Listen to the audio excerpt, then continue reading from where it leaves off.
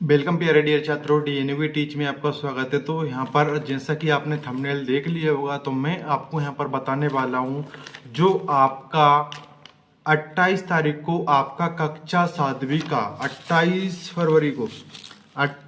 फरवरी को जो आपका 28 फरवरी 2024 को आपका जो गणित का पेपर होने वाला है कक्षा 7वीं का जो आपका गणित का पेपर होने वाला है, तो वह पेपर में आपको यहाँ पर बताने वाला हूँ। अगर आपने इस पेपर को देख लिया तो आपका जो 60 नंबर का पेपर है, आपके 60 में से 60 नंबर आ जाएंगे। और आपके लिए एक और बात यहाँ पर, आप ये जो आपका गणित का पेपर है, इसके आपको हल यानी कि इसके आपको मैं सॉल्यूशन सहित बताने वाला हूँ। ठीक है, तो वीडियो में एंड तक बने रहना है। और आप हमारा टेलीग्राम ग्रुप जरूर ज्वाइन कर लीजिएगा, उसकी लिंक वीडियो के डिस्क्रिप्शन में दी गई है। वीडियो के डिस्क्रिप्शन में जाकर टेलीग्राम को ज्वाइन कर लीजिएगा, वहां पर आपको पीडीएफ वगैरह बिल्कुल हम उपलब्ध करवा देंगे। ठीक है, जैसा कि आप यहाँ पर सबसे पहले कॉपी देख लीजिएगा। कॉपी आपको कुछ इस तरीके से, आपकी कॉपी है राज्य शिक्षा केंद्र की। ठीक है, जैसा कि आप यहाँ पर देख सकते हैं। तो यहाँ पर मैं ये अब क्या करूंगा, आपको सबसे पहले तो मैं आपको यहाँ पर जो क्वेश्चन पेपर है बता रहा हूँ ऐसे। इसके बाद इस कॉपी में बिल्कुल नोट करके बता दूंगा, मैं बिल्कुल क्लियर आंसर बता दूंगा। ठीक है, तो उन आंसर को भी आप यहाँ पर देख लीजिएगा। तो सबसे पहले मैं आपको यहाँ पर इन क्वेश्चंस के बारे में यहाँ पर देखते हैं। तो अगर आपने अभी तक चैनल को सब्सक्राइब नहीं किया है, सब्सक्राइब कर लीजिएगा, बेल आइकन को भी प्रेस कर लीजिएगा और वीडियो को लाइक कर दीजिएगा और वीडियो को शेयर अवश्य करिएगा सभी फ्रेंड्स को। ठीक है, तो यहाँ पर आपका पहला प्रश्न क्या है कि पूर्ण संख्याओं के लिए गुणात्मक तत्समक है। तो आपका गुणात्मक तत्समक क्या होता है? गुणात्मक तत्समक एक ऐसा होता है कि जिसमें किसी भी संख्या में गुणा करने पर, जैसे कि हमारा है, कोई अंतर ना पड़े। जैसे कि 2 में मैं अगर 1 से गुणा करूंगी तो क्या आएगा? 2 का 2 ही आएगा, इसमें कोई अंतर नहीं। 3 में मैं 1 से गुणा करूंगा तब भी कितनी आएगा? 3 आएगा। मतलब जिससे 1 से गुणा करने पर कोई अंतर नहीं पड़ रहा है, गुणा करने पर, तो आपका गुणात्मक तत्समक भी कितना हो जाएगा? आपका 1 हो जाएगा। तो इसमें देखते हैं, इसमें एक उत्तर आपका बी वाला दे रखा है। कौन सा? बी वाला। तो हमारा बी वाला एकदम राइट उत्तर हो जाएगा, जैसे कि मैंने चिन्ह लगा दिया है यहाँ पर। इसके बाद यहाँ पर हम दूसरे क्वेश्चंस की तरफ बढ़ते हैं। दूसरे क्वेश्चंस आपको यहाँ पर दे रखा है, जैसे कि मैं, और आपको यहाँ पर बहुत सारे क्वेश्चन देखने को दिख रहे हैं यहाँ पर। ठीक है, तो यहाँ पर आपको यहाँ पर दूसरा क्वेश्चन आपको यहाँ पर दे रखा है। दूसरा क्वेश्चन आपको यहाँ पर देखा है, रेखा युग्म में ऐसा पूर्णांक युग्म जिसका योग 0 हो। क्या करने पर? योग करने पर 0 हो। तो आपको पता होगा कि -7 और +7, पहला ही वाला ऑप्शन दे रखा है। माइनस प्लस घटते हैं और माइनस माइनस जुड़ते हैं और प्लस प्लस भी जुड़ते हैं, तो ये आपका घट जाएंगे। इनका योग कितना हो रहा है? 0। -7 में से अगर +7 जाएगा तो इसका क्या उत्तर क्या आ रहा है? 0। तो आपका यहाँ पर जो पहला वाला इस आपका सही उत्तर हो जाएगा, यानी कि -7 + 7। वीडियो को शेयर करते जाइएगा ज्यादा से ज्यादा। आपको यहाँ पर 28 फरवरी के लिए आपकी गणित की वीडियो लेकर आया हूँ मैं यहाँ पर। बिल्कुल आपको यहाँ पर क्या करूंगा, मैं आंसर नोट करके ही बता दूंगा कॉपी में। ठीक है, वीडियो को ज्यादा से ज्यादा शेयर करिएगा, क्योंकि यहाँ से आपका सभी, आप चाहे तो सेट ए आता हो, आपके पास बी आता हो, सी आता हो, डी आता हो, कोई सा भी सेट हो, आपको सभी सेट यहाँ पर बताए जाएंगे। अगर आपने चारों सेट देख लिए तो आपके पास कोई सा भी सेट में से क्वेश्चन आए, आप कर सकते हो उनको। ठीक है, इसके बाद हमारा अगला प्रश्न आपको यहाँ पर दे रखा है, किसी भी पूर्णांक ए के लिए ए भागित 1 का मान क्या है? ये आपको प्रश्न दे रखा है। तो आप यहाँ पर देखेंगे, ए भागित क्या दे रखा है? आपका ए भागित और आपका दे रखा है 1। कितना दे रखा है? ए भागित आपका 1 दे रखा है। ठीक है, तो इसमें आपको क्या करना है यहाँ पर? तो देखो, भाग की जगह पे हम क्या कि गुणा लगा लेते हैं और गुणा लगाने के बाद संख्या को पलटते हैं। तो एक तो इसको पलटा, 1 आएगा बटे में, और 1 का किसी संख्या में देंगे तो आपका आएगा, 1 का किसी संख्या में भाग दें वही आता है। तो आपका सी नंबर का राइट उत्तर हो जाएगा। क्या? आपका सी नंबर का, यानी कि ए आपका सही उत्तर रहेगा। इसके बाद आपको यहाँ पर दे रखा है कि भिन्न 3/7 का व्युत्क्रम होगा। क्या पूछा आपको? व्युत्क्रम पूछा है, मानी रेसिप्रोकल पूछा है आपका इसका। तो व्युत्क्रम कुछ नहीं करना है आपको, यहाँ पर व्युत्क्रम में क्या, संख्या को पलटते हैं। ठीक है, व्युत्क्रम यानी कि इसी किसी संख्या का उल्टा। ठीक है, व्युत्क्रम। ठीक है,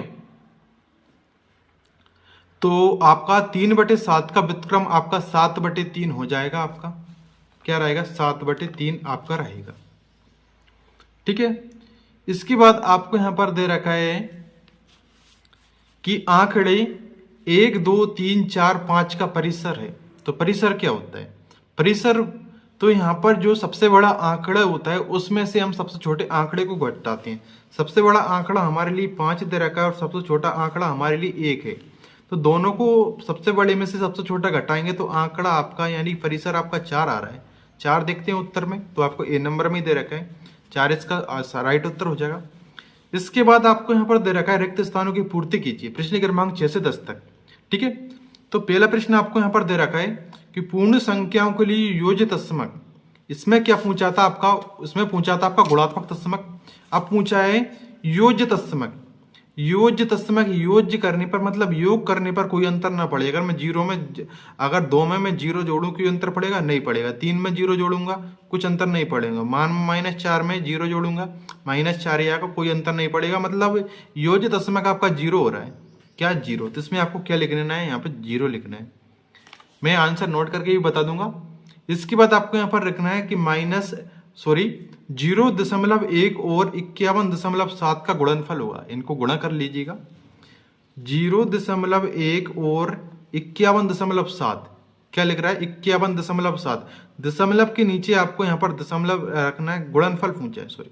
चलो गुणनफल में आप यहाँ पर डायरेक्ट कर ले तो कैसे कर लेंगे? 51.7 का हम यहाँ पर आपको दिख रहा नहीं होगा। ठीक है। अब देखते हैं 51.7 का हम 0.1 से गुणा कर रहे हैं। तो गुणा आप जैसा करते हैं कर लीजिएगा। ठीक है। कुछ मत लगाओ आप यहाँ पर। जैसे कि इसके बाद आपको यहाँ पर 7 आया, 1 आया, 5 जाएगा। यहाँ से आपका 0, 0 और 0 हो जाएंगे। इनको ऐड करो 7, 5 ऐसा बन रहा है आपका। ठीक है। ऐसा आपका यहाँ पर जो बन रहा है। लेकिन कितने स्थान बाद दशमलव लगाना है हमारे लिए? यहाँ पर आपका 1 और 2 अंक के बाद दशमलव लगाना है। 1, 2 यानी कि आपको यहाँ पर दशमलव लगाना है। तो आपको यहाँ पर 05.17 आपका ए राइट उत्तर रहेगा। आप यहाँ पर लिख लो। ठीक है। 05.17। ठीक है। ये आपका यहाँ पर रहेगा। ठीक है। आप यहाँ पर 05.17 ये आपका आया। इसके बाद यहाँ पर हम देखेंगे अगला प्रश्न आपको लिए पूछा है कि ऋणात्मक पूर्णांकों की संख्या सम होने पर उसका गुणनफल होगा। ऋणात्मक पूर्णांकों की संख्या सम होने पर। ऋणात्मक पूर्णांक मैंने आपको यहाँ पर लिख लिया। 1 माइनस ऋणात्मक पूर्णांक 2 है और आपका एक ऋणात्मक पूर्णांक 4 है।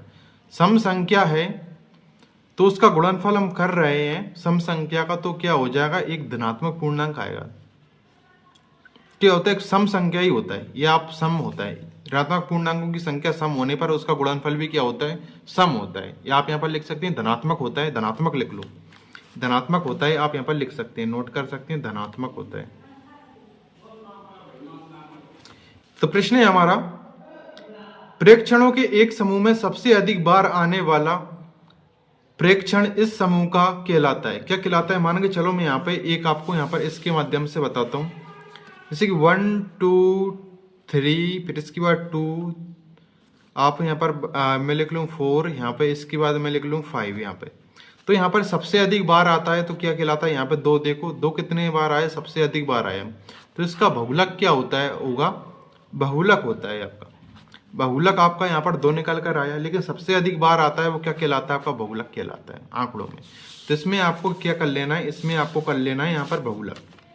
क्या हो जाएगा आपका? बहुलक।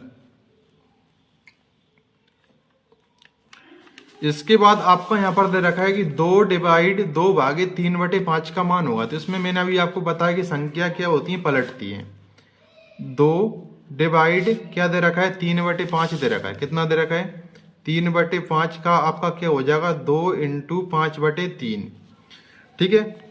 ये आपका हो जाएगा 5 दूनी 10, इनका करेंगे और बटे में 3, 10/3 आपका इसका रहेगा। तो मैंने आपको यहाँ पर एक एक नंबर वाले कंप्लीट करवा दी। इसके बाद में आप इसी का पार्ट 2 अपलोड कर दूंगा, तो पार्ट 2 देख लीजिएगा, उसका आगे के क्वेश्चंस आपको मिल जाएंगे। वीडियो को ज्यादा से ज्यादा शेयर करिएगा, लाइक करिएगा और चैनल पर नए हो तो चैनल को सब्सक्राइब कर लीजिएगा। तो मिलते हैं नेक्स्ट वीडियो में। Thank for watching video.